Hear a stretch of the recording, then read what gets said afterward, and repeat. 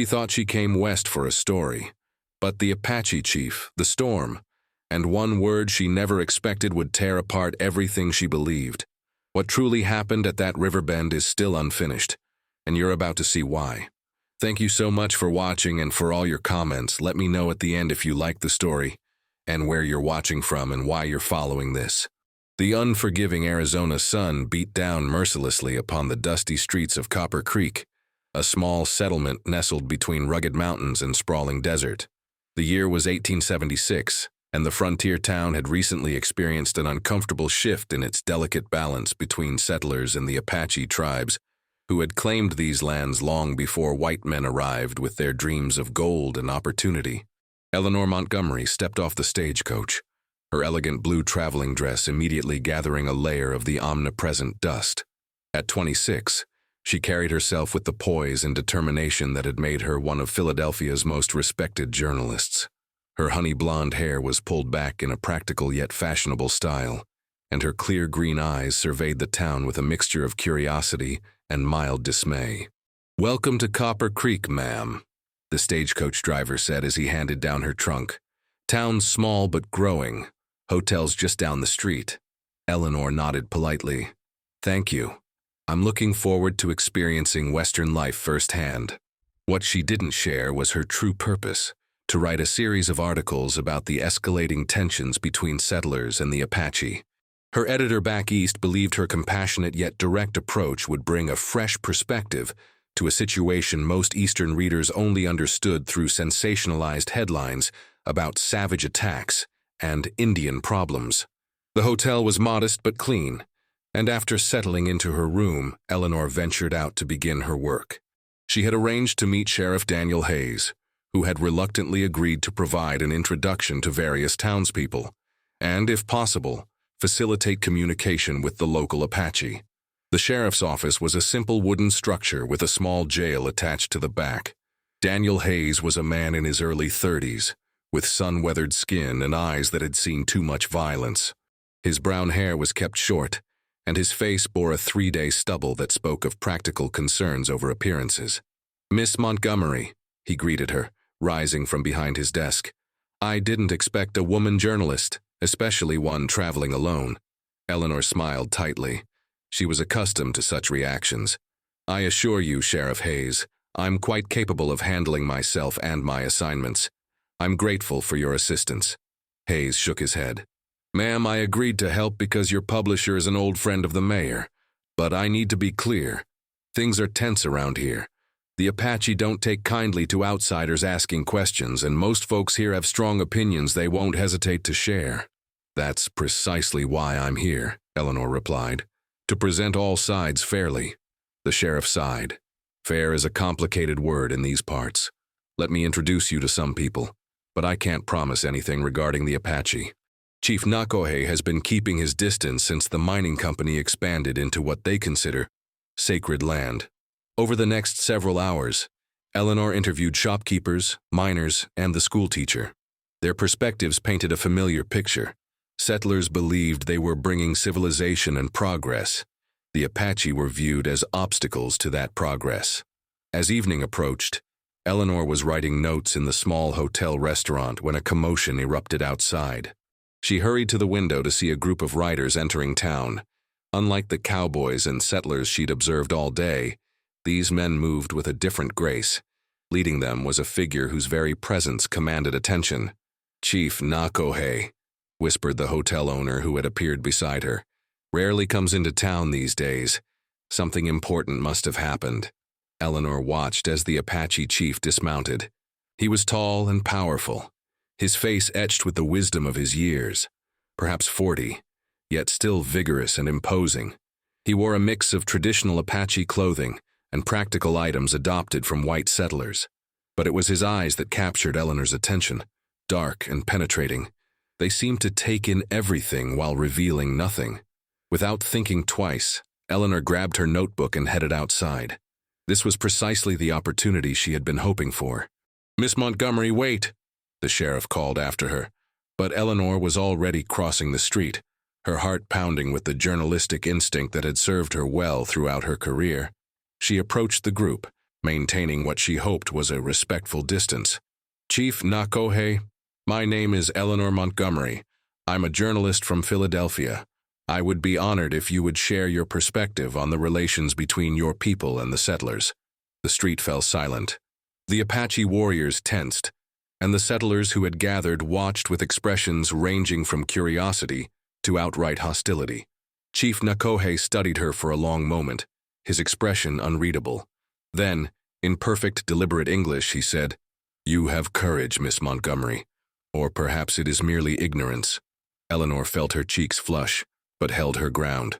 "I prefer to call it determination to understand all sides of an important story." A flicker of something, perhaps interest, crossed the chief's face. "Stories. White people are fond of their stories, but they rarely listen to ours. That's why I'm here," Eleanor pressed. "To listen and to share what I learn with people who need to hear it." Nakohay considered her words, then nodded once. "Tomorrow, sun high, I will speak with you at the meeting place by the Riverbend. Come alone."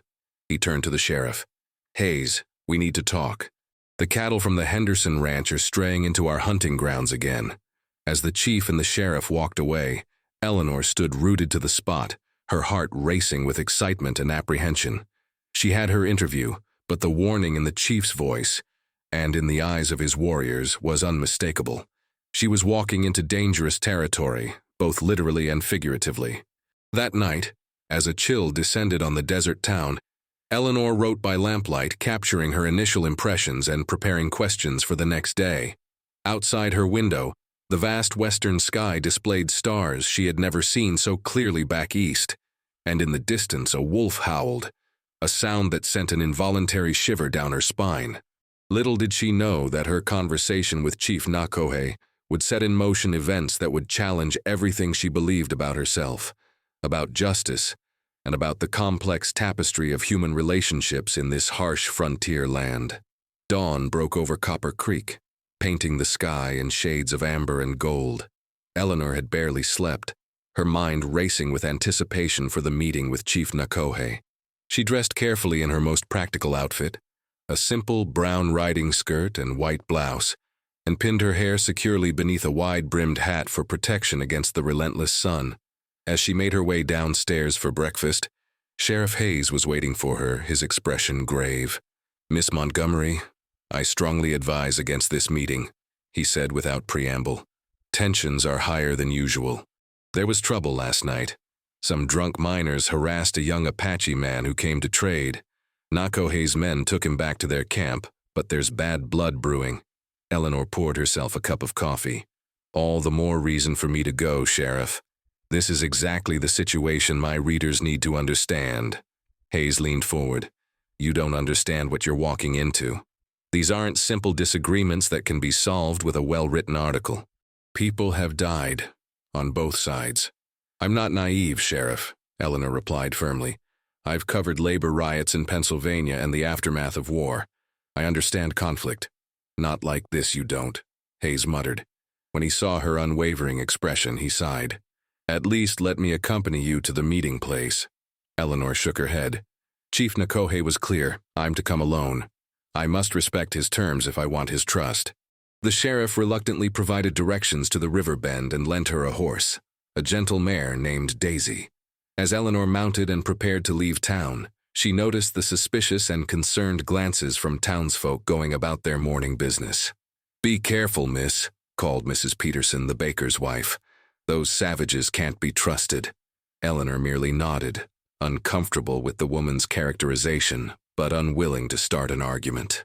She had heard similar sentiments from almost everyone she'd interviewed so far, everyone except the sheriff, who seemed to maintain a careful neutrality that she found intriguing. The ride to the river took nearly an hour, the terrain gradually changing from dusty plains to more vegetated areas near the water. The beauty of the landscape was undeniable, rugged mesas rising in the distance, cacti displaying vibrant blooms, and the occasional jackrabbit darting across her path. As she approached the designated meeting place, Eleanor saw several horses already tethered in the shade of cottonwood trees. Her heart quickened, and she fought to maintain her professional composure. This was merely another interview, she told herself, albeit in unusual circumstances. Chief Nakohay was waiting by the river, accompanied by two other men, one elderly with deep lines etched into his face, and one younger, perhaps in his 20s, whose hostile gaze made Eleanor uncomfortable. "Miss Montgomery," Nakohay acknowledged her arrival with a slight nod. "You came." "I gave my word," Eleanor replied, dismounting carefully. She extended her hand, then hesitated, unsure of the proper protocol. A hint of amusement crossed Nakohay's features. He clasped her hand briefly. "This is Two Ravens, our medicine man," he indicated the elder, "and my son, Dakota." The younger man made no move to greet her, his dark eyes filled with barely concealed contempt. "She should not be here, father. Her words will be twisted like all the others." "Dakota." Nakohay's voice held warning, though his expression remained impassive. Eleanor addressed Dakota directly. "I understand your suspicion, but I promise you, I came to listen and to tell the truth as I find it." "The truth," Dakota spat the word. "Your people's truth has taken our lands, poisoned our water with your minds, and killed our brothers." "Enough," Nakohay said firmly. He gestured to a small circle of logs arranged as seats. "Come, Miss Montgomery, we will talk." For the next 2 hours, Eleanor listened and took notes as the chief spoke of his people's history, their connection to the land, and the increasingly difficult position they found themselves in. The medicine man occasionally added insights about their spiritual beliefs and healing practices, while Dakota remained silent but watchful. "The white government makes treaties, then breaks them when gold or silver is found," Nakohay explained. "They speak of peace while their soldiers prepare for war." "Not all settlers want conflict," Eleanor ventured. "Sheriff Hayes seems committed to finding peaceful solutions." Nakohay nodded slightly. "Hayes is a good man in a difficult position. He tries to be just, but he serves laws that were not made for my people's benefit." As they spoke, clouds began gathering overhead, an unusual sight in the typically clear desert sky. The medicine man looked up and murmured something in Apache. "What did he say?" Eleanor asked. "He says a storm comes," Nakohay translated, "both in the sky and in our lives." Eleanor shivered despite the heat. "Chief Nakohay, what would help ease tensions between your people and the settlers? What changes would make a difference?" The chief's eyes met hers, evaluating her sincerity. "Respect. Recognition that these lands have been ours since before your grandparents' were born. No more expansion into the sacred mountains where our ancestors rest. Fair trade for the resources that are taken." He paused. "But these are words your readers may not wish to hear." "Nevertheless, they are words they need to hear," Eleanor insisted. Their conversation was interrupted by the sudden arrival of another Apache rider, who spoke urgently to Nakohay in their native language. The chief's expression darkened. "What's happening?" Eleanor asked, sensing the shift in mood.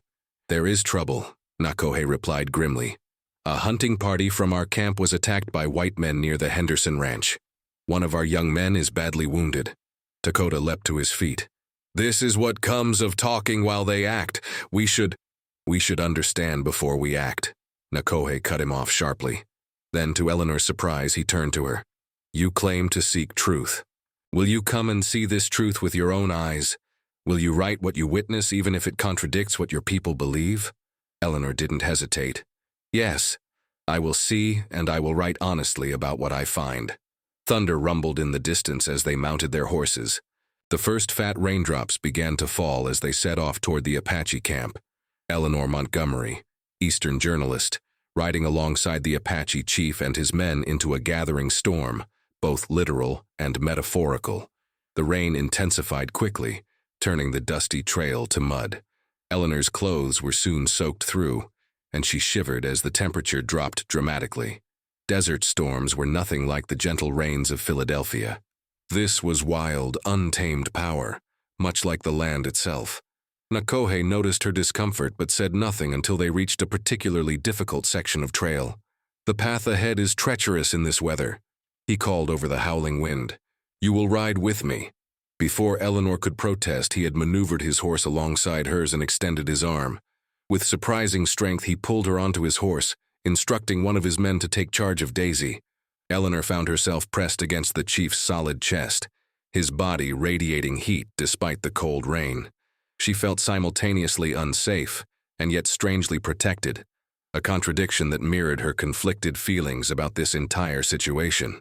She had come west seeking a story, but now found herself personally entangled in it.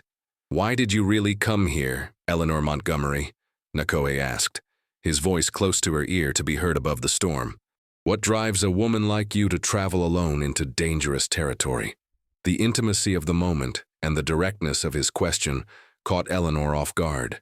"I believe in the power of truth," she answered finally, "and in the obligation to share it, especially when it's uncomfortable." "Truth is rarely comfortable," Nakohay replied. "Are you prepared for how uncomfortable it might become?"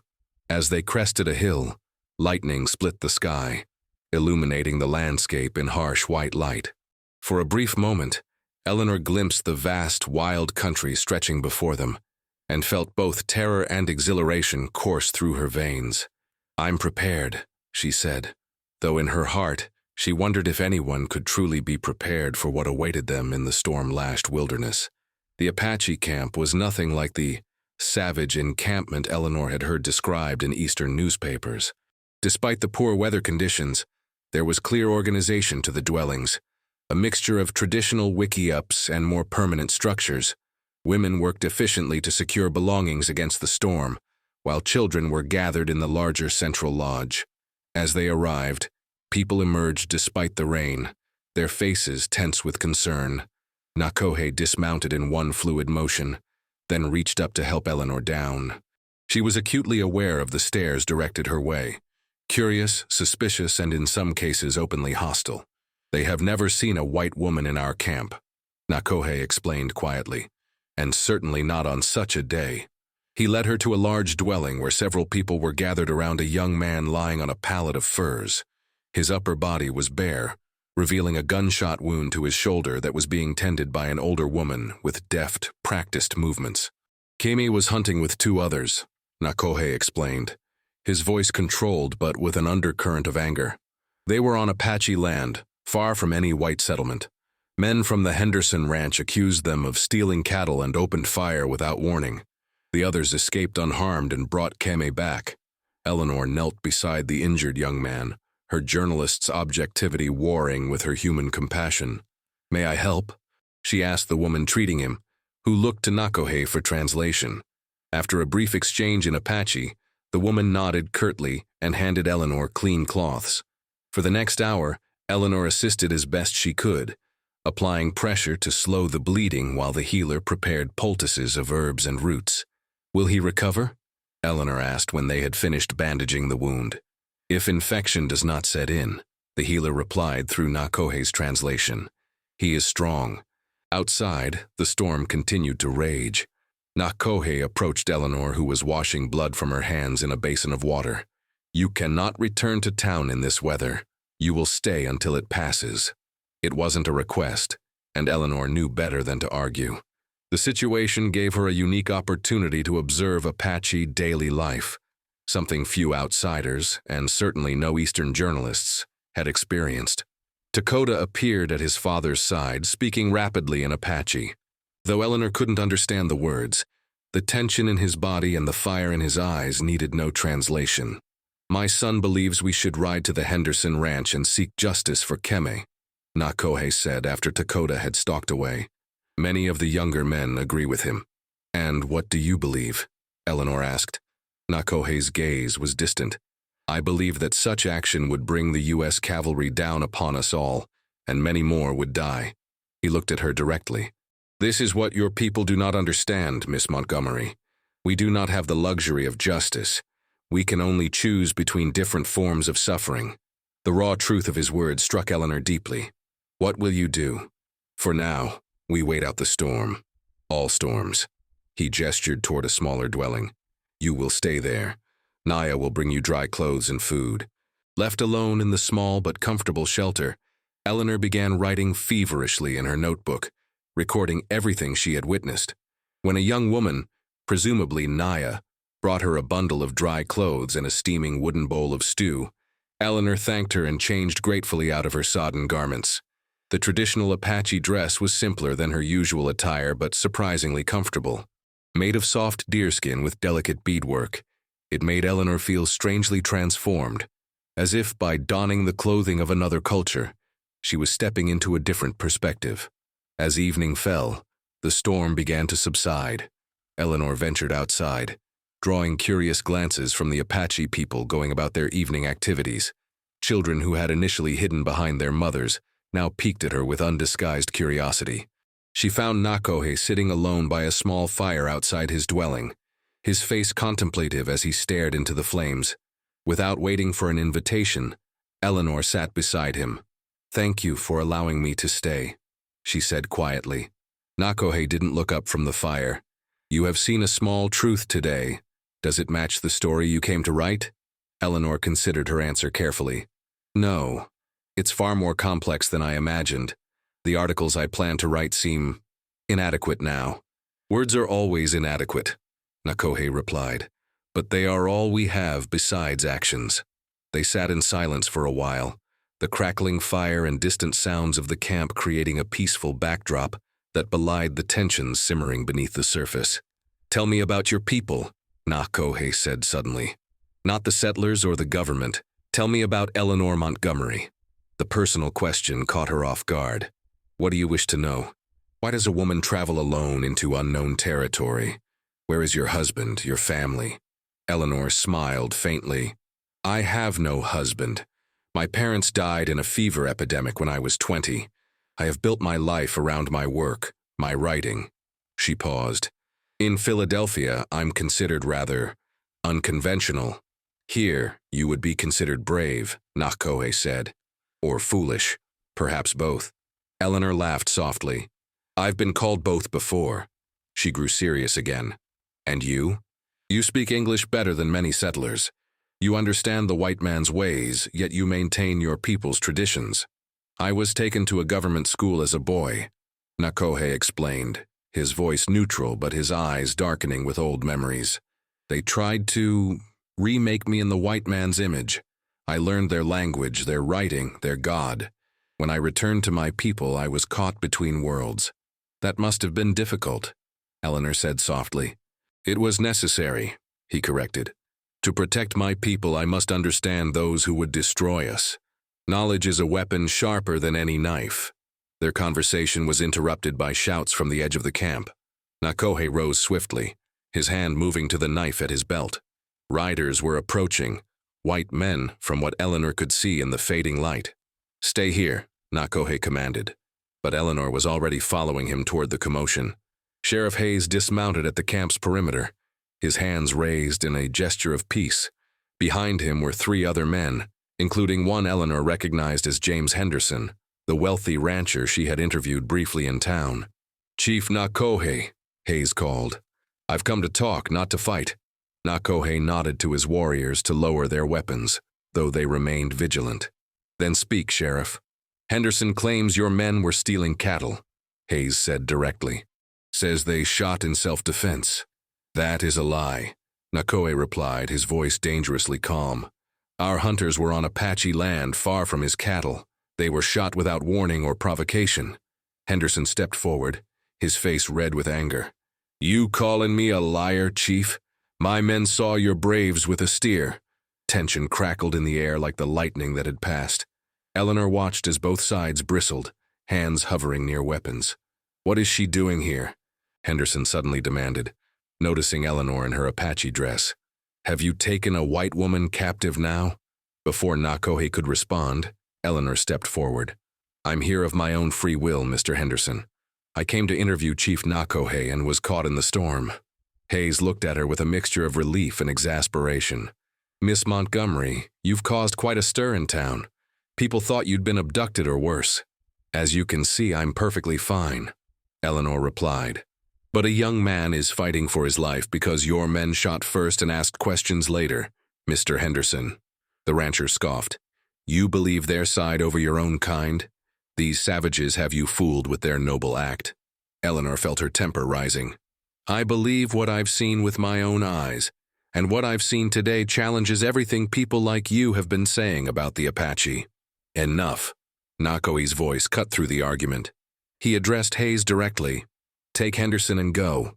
Tell him that next time his men trespass on Apache land with guns, we will not be so restrained in our response." Henderson's face contorted with rage. "Is that a threat, Chief? Because I've got friends in the territorial government who'd be happy to hear about Apache threats against law-abiding citizens." Nakohay's expression remained impassive, but Eleanor could see the tension in his shoulders. She realized with sudden clarity how precarious his position was, trying to protect his people while avoiding giving the settlers any excuse for further violence. "Sheriff," Eleanor interjected, "I'll be returning to town tomorrow. When I do, I'll have quite a story to tell about what really happened today. I imagine the territorial governor might find it interesting reading, particularly when it's published in major Eastern newspapers." Her implied threat hung in the air. Henderson glared at her, but Hayes nodded slowly, understanding the leverage she was creating. "We'll sort this out properly by daylight," the sheriff said. "Henderson, we're leaving." He turned back to Nakohay. "I give you my word, Chief. There will be no raids, no retaliation tonight. Keep your warriors in camp." After the riders departed, Eleanor felt the adrenaline drain from her body, leaving her trembling slightly.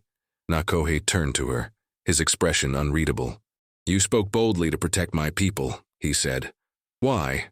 "Because it was right," Eleanor replied simply. "And because I finally understood what you meant about choosing between different forms of suffering. I chose to use what power I have, my words, my position, to try to prevent more bloodshed." For the first time, she saw something like respect in Nakohay's dark eyes. "Come," he said. "There is more we should discuss before you return to your world tomorrow." As they walked back toward the central fire, Eleanor realized that in the space of a single day, her perspective had shifted fundamentally. She had come west seeking a story about the Apache problem, but was discovering instead that the real problem lay with her own people's inability to see beyond their greed and prejudice. And somewhere in that realization, in the storm and chaos of the day, something else had begun to take root, a connection to this proud, complicated man whose wisdom and strength had been forged in the crucible of two colliding worlds. The following morning dawned clear and bright, the desert scrubbed clean by the previous day's storm. Eleanor woke early, her mind already racing with the words that would form her articles. She knew now that she would write something very different from what her editor had expected, something that might challenge her readers' comfortable assumptions. She found Nakohay conferring with several elders near the central fire. He acknowledged her presence with a nod and finished his conversation before approaching. "You slept well?" he asked. "Better than I expected," Eleanor admitted. "I need to return to town today, but before I go, I'd like to speak with some of the women and children. My readers should understand that the Apache are not just warriors, but families, with hopes and dreams like anyone else." A hint of amusement touched Nakohay's features. "Always the journalist. Very well, Naya will guide you." The young woman who had brought Eleanor clothes and food the previous evening appeared at her side, smiling shyly. Through a combination of broken English, gestures, and occasional translation, help from passing tribe members, Eleanor spent the morning learning about Apache daily life.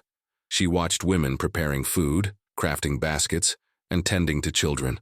She observed the easy laughter between friends, the tender care of mothers, the playfulness of children, universal human experiences that transcended cultural differences.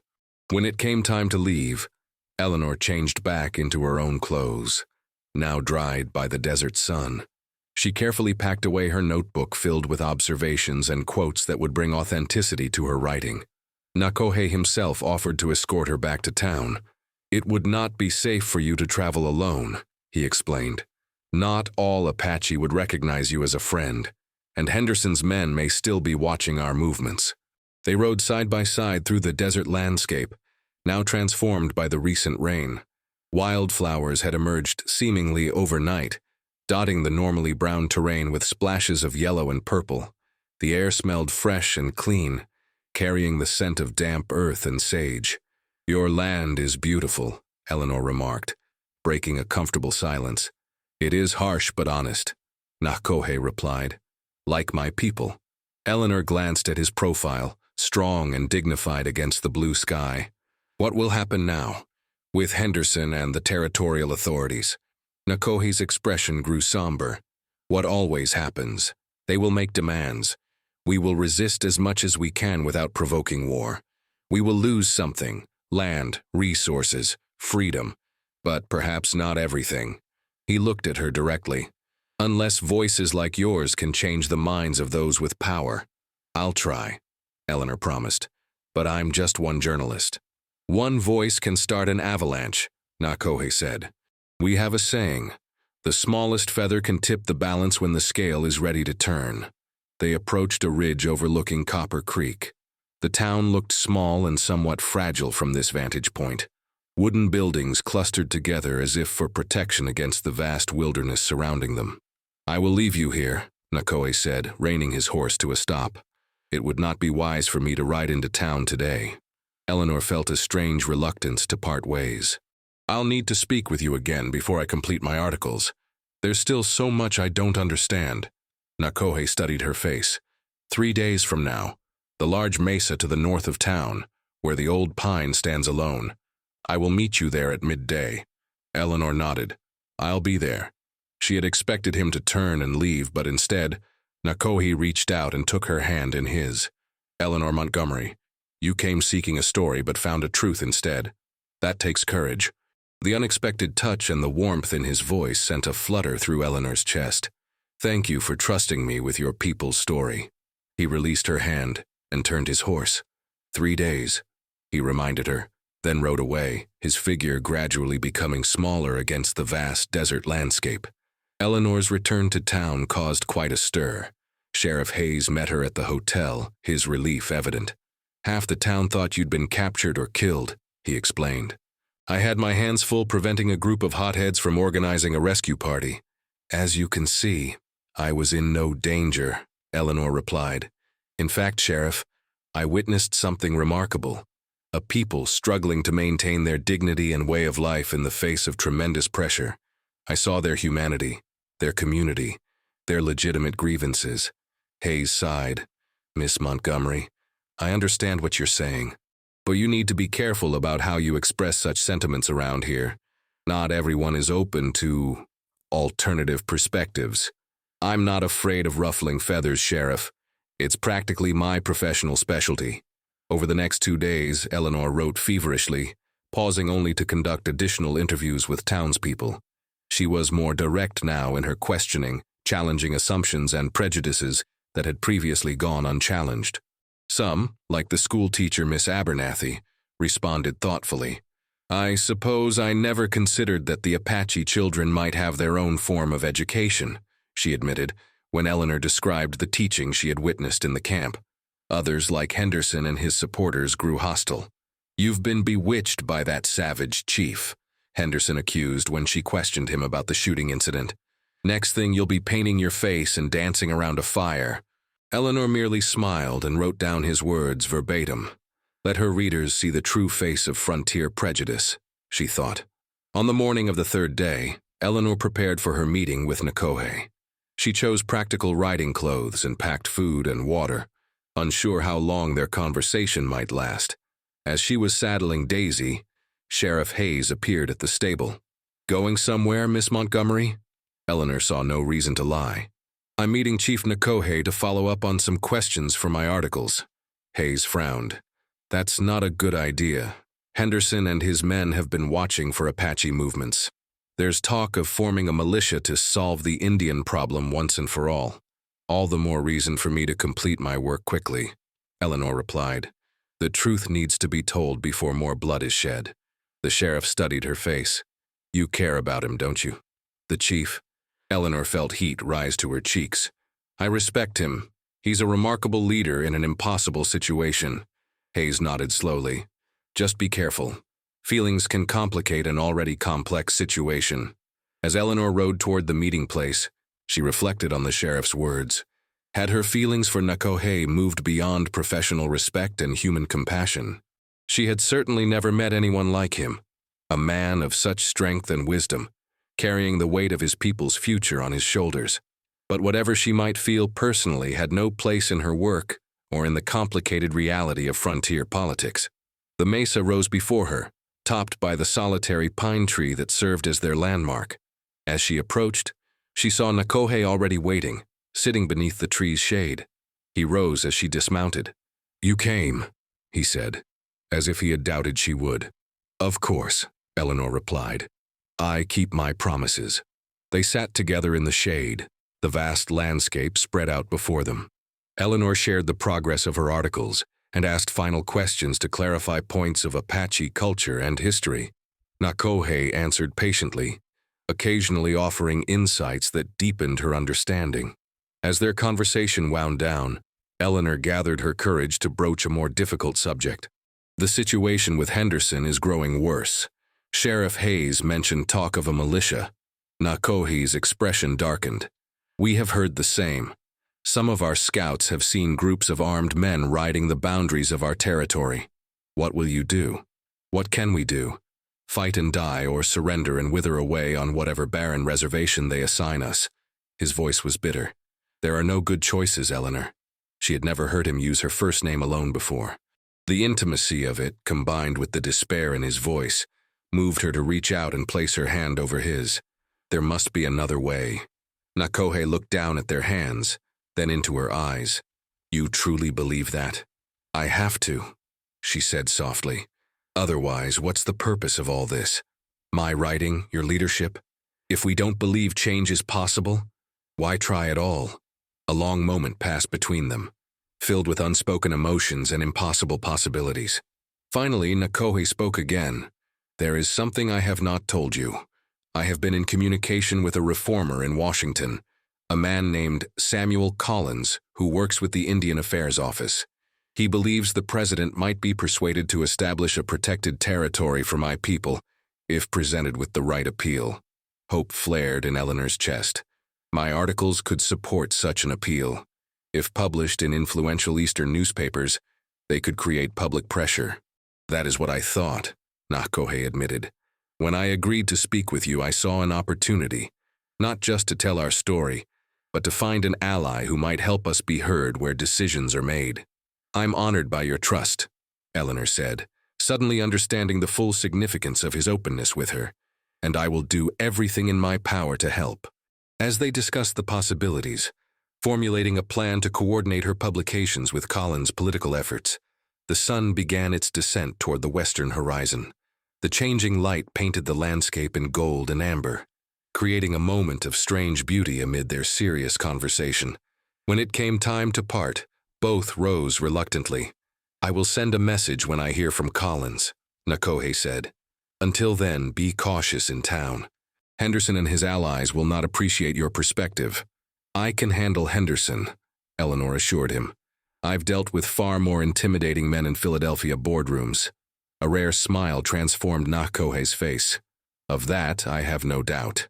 Again, that moment of connection stretched between them, filled with words unsaid and feelings unexplored. Eleanor knew that whatever she felt for this man, respect, admiration, or something deeper, existed in a world of impossible constraints and dangerous consequences. Yet when Nakohay stepped closer and gently touched her cheek, she didn't pull away. "In another time, another world," he began.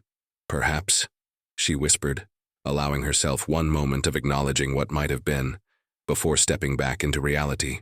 "But in this world, we have work to do." Nakohay nodded, understanding in his eyes. "Until we meet again, Eleanor Montgomery." The weeks that followed were a whirlwind of activity. Eleanor sent her articles to Philadelphia by telegraph, powerful, eloquent pieces that humanized the Apache and questioned the justice of settler expansionism. She received word that they had created quite a sensation, particularly in reform-minded circles. Simultaneously, tensions in Copper Creek escalated. Henderson's proposed militia gained supporters, while Sheriff Hayes worked desperately to maintain peace. Eleanor found herself the target of hostility from many townspeople, but she stood her ground, buoyed by supportive telegrams from her editor and news that Congressman Collins was using her articles to advocate for the protected territory. Then came the pivotal moment. A telegram arrived from Washington. President Grant had agreed to send a special envoy to assess the situation and consider establishing the protected lands. It was not victory, but it was hope, the first real hope for a peaceful resolution.